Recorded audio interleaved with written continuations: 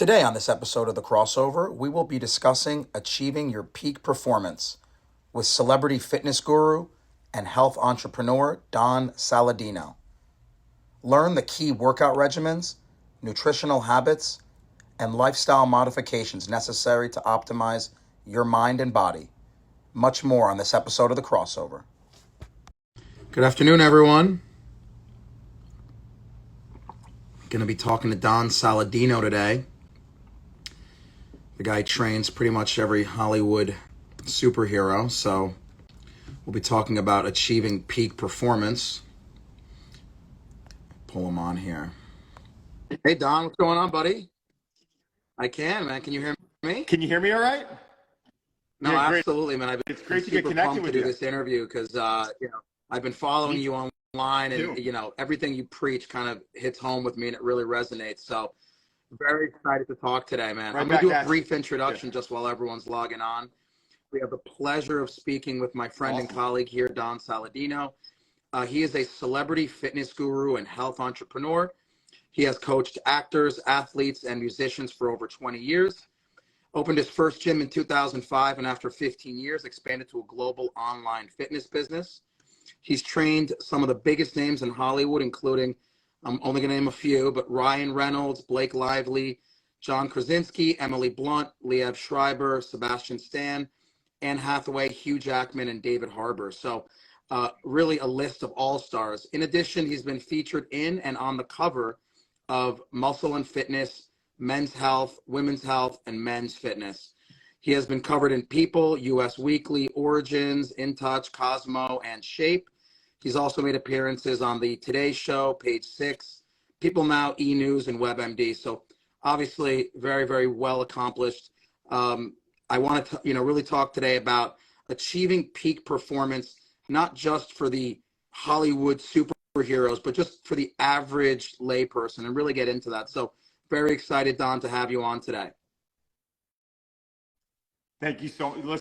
Listen, it's been hearing your name for a long time, and our friend Dr. Gabrielle Lyon has nothing but amazing things to say about you. So it's funny when you connect with people that you really appreciate and look up to, you also realize that you're preaching the same stuff. So you're the one with the initials before your name, and you're the doctor. So I always say you're the boss. But it is great to align with some pretty special Let's jump people. into kind of your background. When did you first get interested in optimizing physical performance and the science behind it?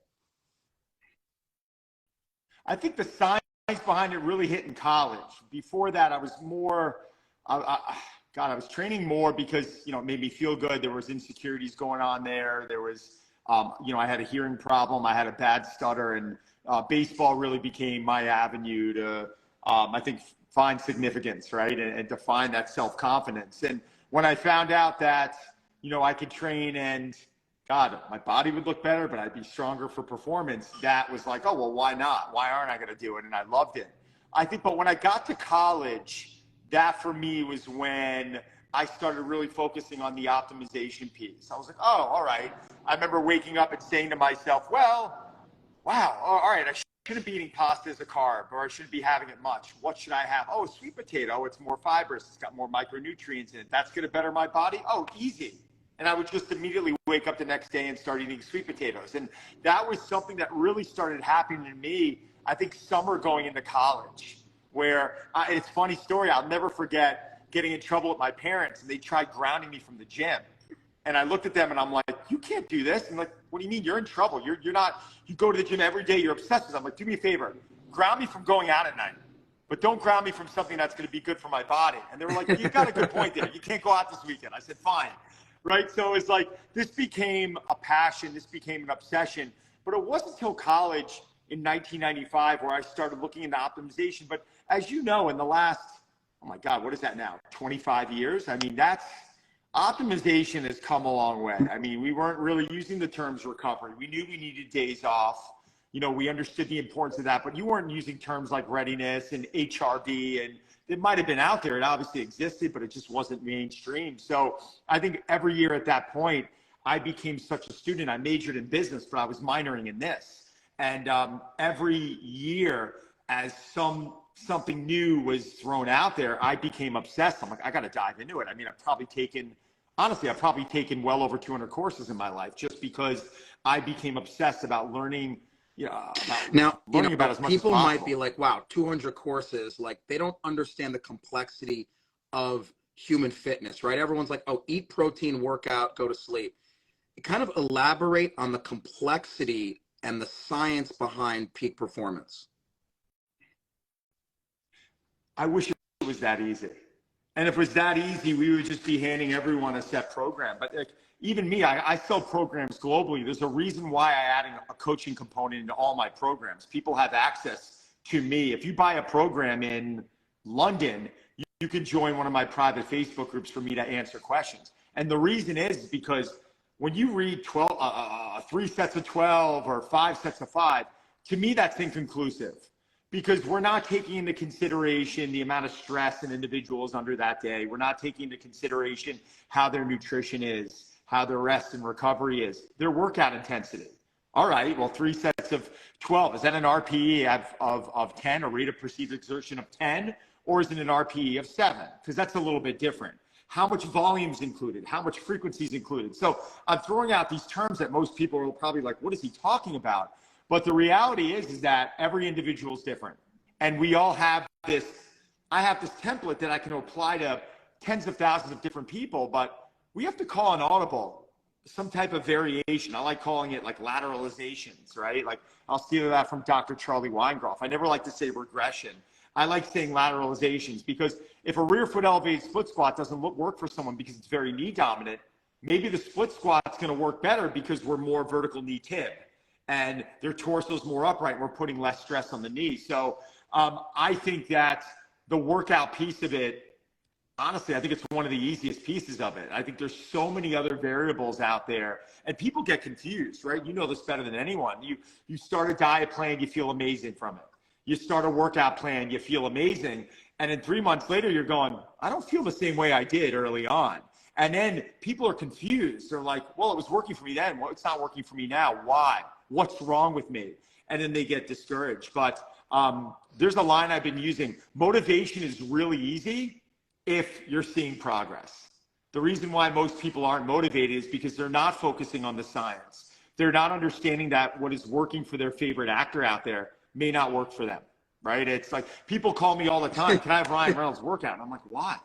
Like, you don't need Ryan's workout. Ryan works on completely different stuff. I know who you are. Like, I know how you move. You don't move those the way Ryan moves. Or maybe Ryan is not moving as well as you. And maybe we could put our foot on the gas in other areas. It's not just always, well, he could do more than you. Maybe it's the other way, or maybe it's the other way around. But it is individualistic. And I think that's been the most difficult part of fitness that most people are not understanding because they want to show up to a group class. They want to go in and sweat and they feel like that, well, that's success. But then in time, oh, the shoulders hurt me a little bit more. My knees are hurting me. My lower back's hurting me. And I tell them, I go, guys, you're working out. You're not training. There's a big difference. And if you are feeling worse from this training effect, we may want to revisit your That's such a good point you bring up, approach. Where a workout that works for Hugh Jackman doesn't work for someone else and vice versa. And so everything's got to be tailored, and the complexity of the human body and the uniqueness of everyone's environment has to be taken into account. That's really well said. I want to jump into nutrition first. And I think that on a granular level, most people in this country literally don't know shit about nutrition. And I just want to get into what are some key kind of simple elements that not athletes and superstars, but lay people should know about nutrition in their daily diet. Yeah, and thank you for bringing this up. I mean, this is refreshing because this has kind of been my mission is that, like, calories, like you look at the definition of calories, it's energy. Yet when people refer to a calorie, they're referring to it as a bad thing. Like, oh, this has got 100 calories or this is low calorie. And I'm like, well, wait a second. You might be negatively affected because your calories are too low. All of the body, let me rephrase that. The majority of the body transformations out there in Hollywood that I've done, I have not done on low calorie. I've done by getting them to a maintenance level of calories. I've trained their body to become, I believe in metabolic flexibility. So it's the ability to use carbs and fat as your energy source. I do not believe in water dehydration. I do not believe in quick fixes. I understand that low carb is important for certain people, and I know out there the science behind it, but the majority of the people out there they're struggling to get enough nutrition in there. So if someone comes to me and they're like, I can't lose weight, I'm only eating 1,300 calories a day, I'm like, well, we're not going to go south with our calories. Like, I'm not going to drop you to 1,200. Like, the human body's smart. And like the simplest way, and I'm preaching to the choir here, but for the people listening, the simplest way I like to put it is like, you get into a car and you fill the gas tank up halfway and you start driving to Vermont. If you don't pull over for gas, the car's going to run out of gas, right? Like, it's just the car doesn't really know. Like, there's an indicator on there telling you it's low on gas, but it'll keep driving until you pull off the road. The human body's smart. The human body's going to recognize less calories. And the way that I like to describe it is it's going to suddenly start saying, oh, wow, I don't have enough energy in my body. I need to move less. I need to be less active. I want to sit on the couch more. I don't want to take the stairs. I don't want to go for that jog or that workout. And you know what? That starts affecting our mood. That starts affecting our sleep quality. So what I really focus on with a lot of these people is reverse dieting. And I'll try and get them to their total daily energy expenditure. How many calories do they need in a day to break even? And then if someone's consuming 1,200 calories and we use a formula, a simple formula that's not 100% accurate, but like a Mifflin calculator that's telling us that that person needs 2,200 calories, I'm not going to try and jump them 1,000 calories overnight. Depending on their body mass and a lot of other variables, I might bring them up 150 and 200 calories a week, which means it's going to take me 5-6 weeks to get them to that maintenance level of calories. And then in time, I've seen some incredible things happen. What have I seen happen? Don, my energy's improving. Don, I PR'd on these lifts. Like I've lifted the heaviest I've lifted. Or Don, I went and ran my best time. Or Don, my sleep quality's improving.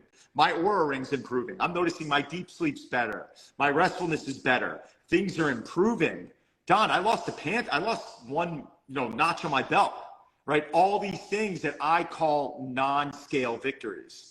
And that is what I like to focus on. I don't like to focus on quick fixes, which is ironic in my industry because I typically have actors calling me up going, I have a month, I got to get ready in a month. And I'm like, oh my God, here we go again. And I'm like, all right, like I've had very, very famous A-listers call me up and I'm like, how much time do you have? And they're like, 2 weeks. And I'm like, 2 weeks. They're like, what do I do? I'm like, well, let's remove cheats for 2 weeks. Our training really isn't going to change. And go get a tan. It's like, and then they're like, really? I'm like, honestly, like, we're not going to, like, we can tighten up in 2 weeks, 100%. But if you're expecting to look, to put 20 pounds of muscle on that period of time, like, I can't help you. Like, sorry, like, it's not going to, the human body is not going to want to do that. As you said before, there is no one regimen for everyone, but what is like an ideal daily diet? Break it down, like protein, carbs, fats. How many meals a day? Is it 5 a day small, 3 big, 1 super large?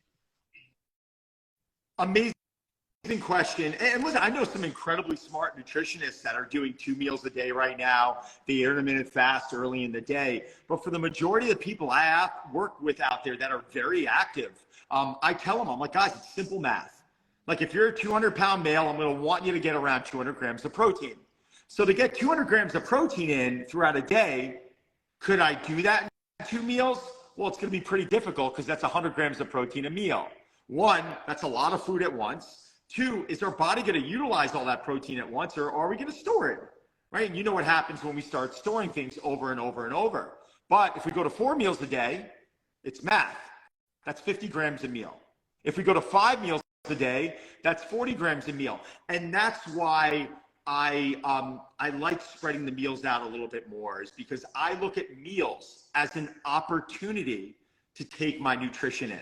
And nutrition is not only about macronutrients, as you know, it's about micronutrients. How powerful can we make those foods? Are they packed with vitamins and minerals and fiber and things that our body needs to detoxify and be powerful and for our body to hormonally to become successful? I think the biggest argument I've gotten into, and I don't like to argue with people, but I'll hear nutritionists at times just say, oh, calories are calories.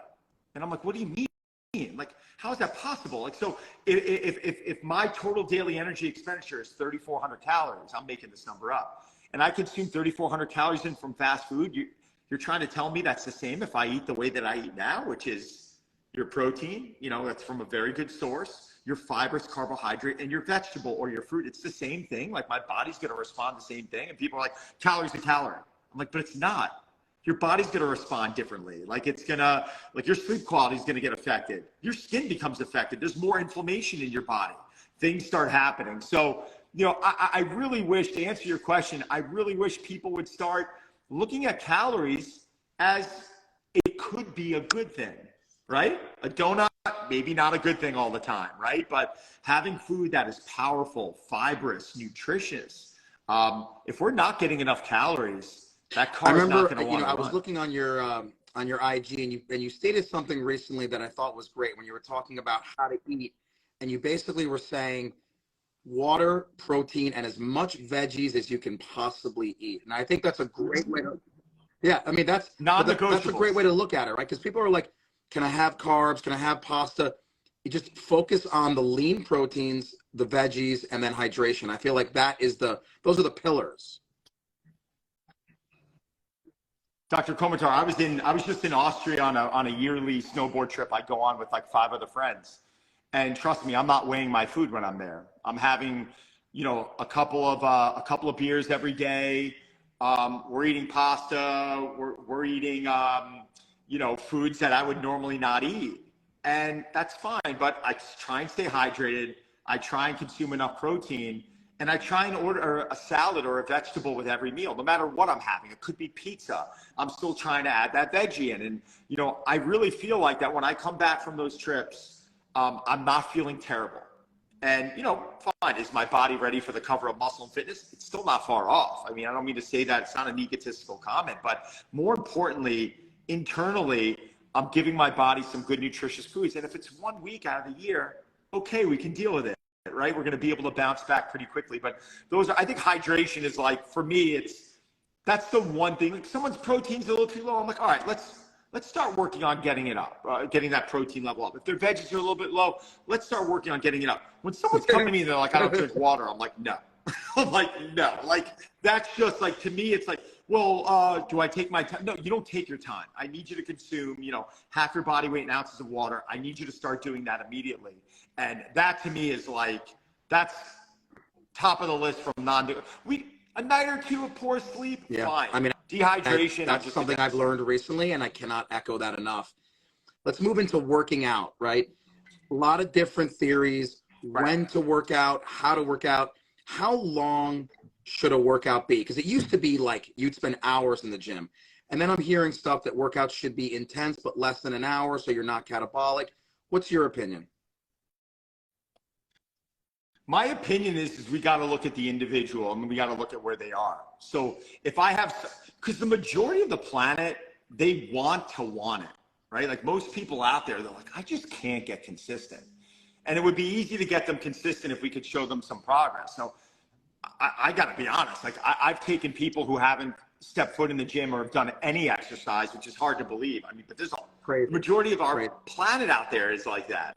Right? And I would get them doing something for 10 minutes a day, you know, 6 days a week. Just, guys, do something structured. Go out there. It could be taking the stairs and you know, doing the stairs with a bit of a stride. It could be going out for a power walk. It could be these 3 exercises, right? It could be some type of a lower body, an upper pull, an upper push. And we're doing rounds of that for 10 minutes. 10 minutes is enough? I'm like, it is for you, because you haven't done it. Right? So my goal is to really take someone who is inconsistent with this and find out why are they inconsistent. And I've heard, John, every time I get to the 20-minute mark, I lose focus. I'll create a 17-minute workout for them. Right? And that to me is what enough is. It's P90, like, you look at programs like P90X, you take any human being and you get them when they're sedentary, and you allow them to be active 90 minutes a day, 6 days a week, of course they're going to see progress, right? If you do that with a sound diet, yeah, you're going to see progress. Like, you just did a complete 180. But my problem with some of these training programs for people is that it's too much, and they can't maintain that level.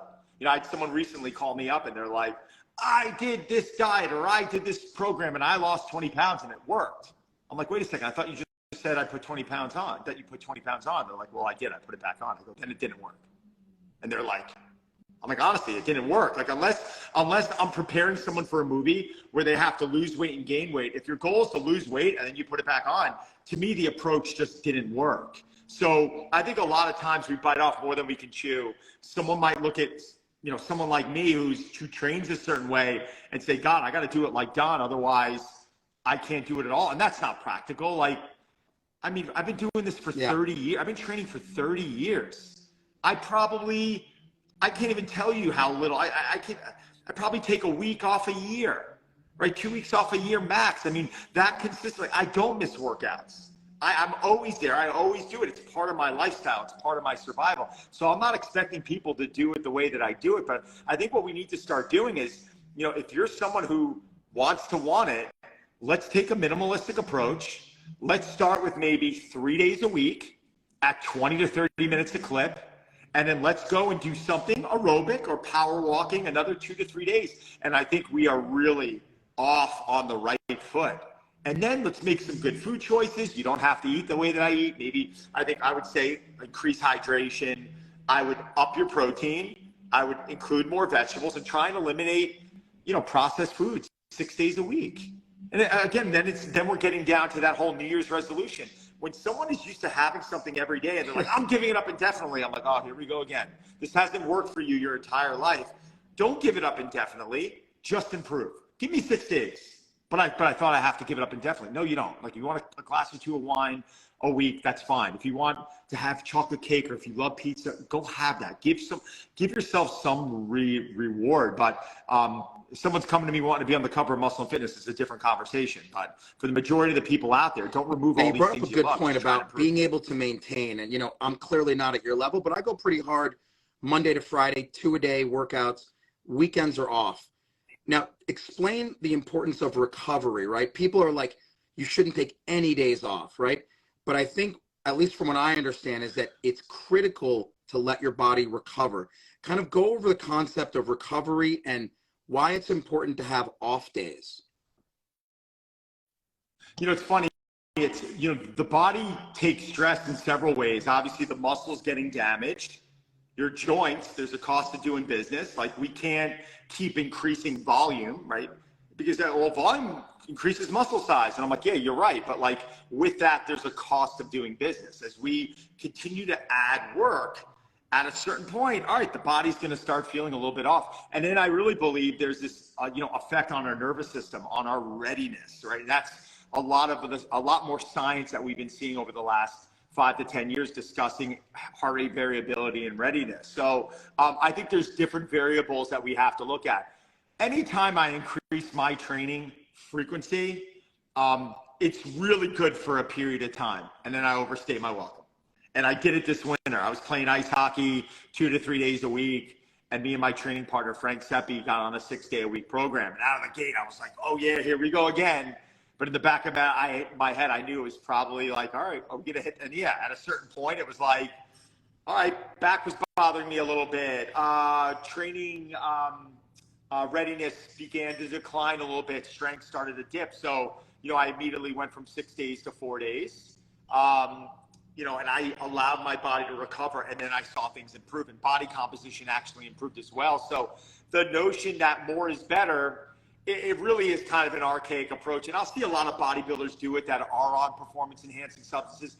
I can't speak from experience. I've never taken a PED. I've never done testosterone therapy. Dr. Gabrielle, I told her she's free to always share my numbers. But, my numbers have always been great. So why am I going to take something that I don't need? But when you're used to working with people that are natural, I haven't worked with anyone who's on PEDs. I don't know, how's the volume going to change? How's the intensity going to change? How much more can they handle? But when it comes to working with natural individuals, yeah, I think I'm really probably one of the best out there in being able to assess, what's going on in their body and call those audibles. All right, we have the template, but templates are never like, oh, here's your template. You got to prepare for Deadpool in 3 months. Good luck. It's like we're always calling audibles. I think you brought up a good point about everyone is different. And I think the idea that off days are not bad, that's important. I feel like embrace those off days because that's when your body's actually growing and recuperating and getting stronger. if you could only pick 3 exercises, what are the best 3 total body exercises for the average layperson out there? Yeah, I mean, listen, three movements. I'm going to tell you to find some type of a lower, an upper push, and an upper pull. Something that's going to bring balance into one's physique. The upper pull, because we need to work on that posterior chain. We're sitting, we're in front of a computer. Not only do we want our back to look good, but more importantly, we want good posture. We want good functionality. Upper pushing for so many reasons of strength, power, aesthetics, all that good stuff. But lower body to me is everything. Like, I would rather focus on goblet squats. I'd rather focus on some type of a deadlift, whether it's a trap bar or split squat, rear foot elevated split squat, farmer carries, some type of a suitcase carry. To me, those are magic movements. But if I'm giving someone a program of like 3 exercises, I'm doing the lower, the upper push, the upper pull, because it's balanced and it makes sense for their goals. But looking at great exercises, I love unilateral work. I think it trumps bilateral work. I think it's safer. I'm not a huge fan of throwing a bar on people's back, even though I do it for myself at times. And but 3 exercises, that was my answer. But if I'm looking at program design, I'm always trying to look at a squat, a hinge, a push, a pull, and a core. Well, let me ask you a question. That to me is a perfect template. How effective, people who may not have the time, may not have access to a gym, pull-ups, push-ups, dips, those 3 exercises? Fantastic, but we're not getting any lower body. So I would tell you to maybe throw in some sort of a lunge.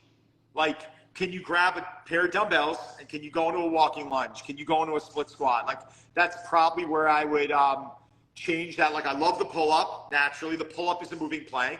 The push-up is a moving plank. So I'm really trying, like on a pull-up, I dorsiflex my feet. I'm trying to keep my body in the stiff, rigid position where I'm pulling vertically with no actual swing or momentum.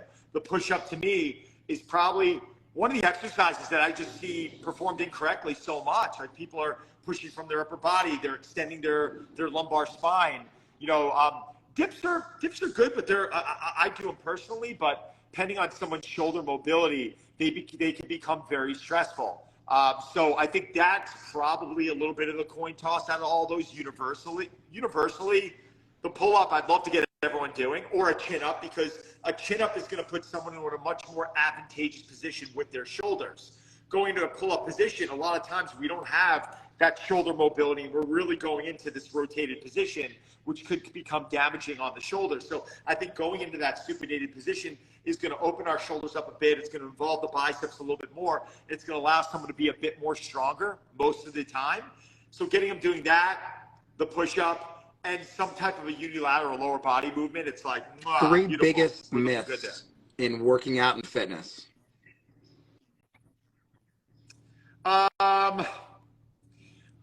Okay, well, I think definitely intensity, right? Everyone's under the assumption that Rocky's one of my favorite movies, but I also think it's one of the worst lessons you can give people.